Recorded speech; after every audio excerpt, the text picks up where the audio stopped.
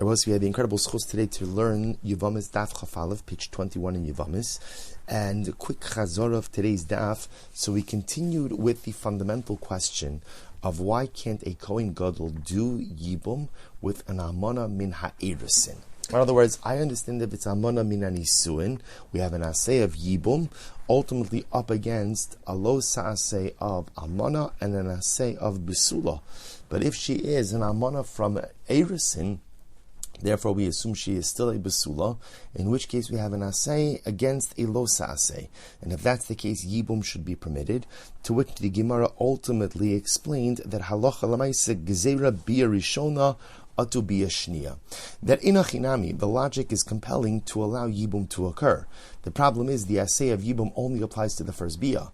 After the first bia, any subsequent bia would be fundamentally prohibited. So therefore, Chazal felt to allow for a marriage that ultimately will only allow for one bia, and the second bia already becomes prohibited.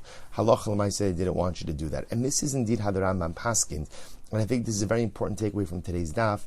We essentially have three different categories. Category one is where the Yevama, the widow, is an Isser Kares to the Yavam, to the surviving brother.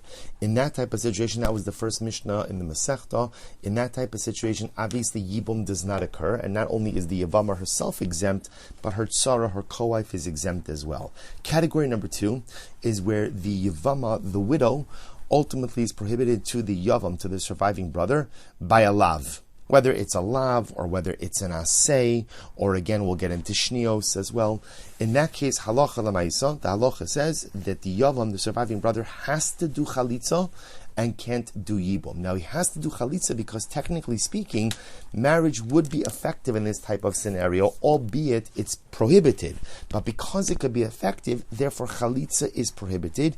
Yibum is not an option. And the Rambam says, why is that? Why don't we say, let the assay of yibum trump the lo saseh, whatever the lo saseh may be? And ultimately, the Rambam says, Gezerah bia rishona, or Gezerah bia rishona atu bia shnia. Because remember again, even if you hold of asay dochalosa asay, that only allows for the first act of relations to occur, the actual act of yibum. But after that, any subsequent act of relations would be prohibited. And therefore, halacha l'maisa, Chazal were gozer and said you can't do yibum in this kind of case, you could only do chalitza. That's the second category. The third category, I don't know if I actually mentioned this in Shir or not, but the third category, also mentioned by the Rambam, is the case of, let's say, the Kohen Gadol, who's the surviving brother, with his sister-in-law, with the widow, who is an almana min hanisuin. In that case, we have an assay of Yibum, and on the other side of that, this woman is prohibited. The Yevama is prohibited to the surviving brother because of a lo assay of Almana and an assay of Besula, of having to marry a Besula. So in this case, halacha l'maisa, so chalitza would be obligatory as well. Now, what's interesting about this particular situation, that Rambam says, if halacha l'maisa, he were to go ahead and have relations with her, in this case, ultimately, again, this would not work. This type of marriage actually would not work, because we would not say that an assay is docha a lo saseh and an assay. And therefore, again, if this Kohen were to illegally do yibum with this woman, not only would the yibum not work, but the co-wife, the tzara, would not be exempted through this as well. Good. The Gemara then went on, secondary case. The Gemara then went on to introduce us to the concept of shnios. And shnios is the concept of rabbinic erva. That Chazal essentially built out the framework, built out the structure of arayos, of forbidden relationships, in order to go ahead and safeguard the biblical ervas, the biblical arayos.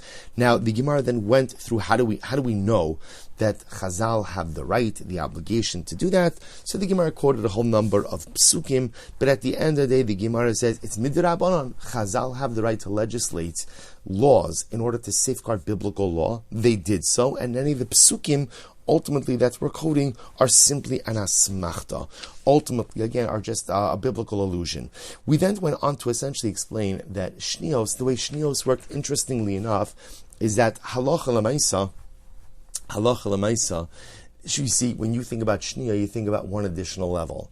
What we quickly began to see as this sugya developed is the concept of shnios actually imposes rabbinic prohibition on multiple layers of relatives or multiple layers of people who have familial connection. So don't mistake shnia to mean just one additional level of prohibition, but shnia, the shnios midrabanan, ultimately can manifest themselves on a variety of different levels. So the case we left off with, just the kind of frame where we left off was the case ultimately again of Eshes Achi Ha'im Min Ha'im.